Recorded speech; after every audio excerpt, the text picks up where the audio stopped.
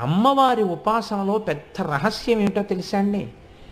అమ్మవారి ప్రసన్నమవుతోందని గుర్తు ఏమిటంటే కుంకుమ వాసన ముందొస్తుంది.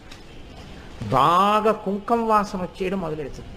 మీరు కాసేపటికి గమనించి ఏంటి ఇంత కుంకుమ వాసన అని చుట్టూ చూస్తే ఎక్కడ ఉండదు. లేదా అమ్మవారు అనుగ్రహిస్తే ప్రయత్నపూర్వకంగా అక్కడెక్కడో కుంకం పడినది ఇంత కుంకమైనా అందులోంచి నాసాపుటములు అదిరిపోయే కుంకుమ వాసన వచ్చేస్తుంటుంది.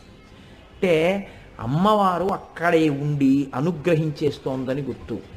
ఇది ధ్యానమగ్నులైన వారికి మాత్రమే తెలుస్తుంది రహస్యం.